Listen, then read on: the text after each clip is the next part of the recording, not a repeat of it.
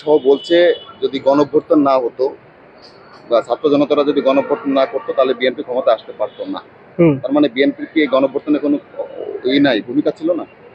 আপনার এটা কিছু কথা হয়েছে আপনার যে আর বিএনপি কে মানুষ কত ভালোবাসে এটা সারা বিশ্বই জানে। আর তারেক রহমান এমন কোনো কাজ করবে না যাতে মানুষের আবেগ মুছে যা, কারণ তার জিয়াউর রহমান তা সে এমনই কাজ করবে সবার মন রাখবে।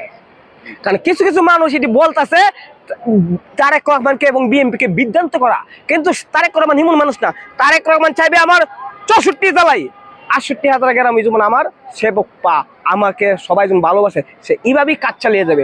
আরে তোরা চায় চায় দেখবি তারেক রহমান কিভাবে দেশ চালা, তোরা ছায়া হৌরা ফুল দেখবি সে কিভাবে 64 জেলায় মানুষের কিভাবে আবেগ ভালোবাসা দেশ পরিচালনা করে। হালি অনুটু পারতেছে না বাইরের যুদ্ধের কারণে, কারণ বাইরের যুদ্ধের কারণে দেশটা একটু অভাবের সংকটে পড়তেছে, এই কারণে পারতেছে না। আর নাইলে 2 মাসে যা দেয় তার মিউজিক খালি ছায়া তোরা দেখলে, কিন্তু আরো দেখবি তারেক রহমান কিভাবে দেশ চালা, তোরা ভাবতে পারবি না এত সুন্দরভাবে তারেক রহমান দেশ চালাবে।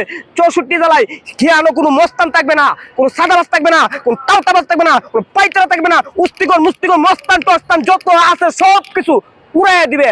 খালি থাকবে ভালো মানুষ, দেশ যারা ভালোবাসবে তারাই থাকবে। কোন উশৃঙ্খল মুসলিম ফাইতারা তাইতারা যারা দেশকে দেশকে বিকৃতেছে এইসব তা বাংলার মাটিতে তাই হবে না। তারেক রহমানের নেতৃত্বে এইসব সব বুঝে যাবে গা। খালি থাকবে একটাই গর্ব কাজ, গর্ব দেশ, সবার আগে বাংলাদেশ, এটাই থাকবে, আর কিছু থাকবে না। আরেকটা প্রশ্ন,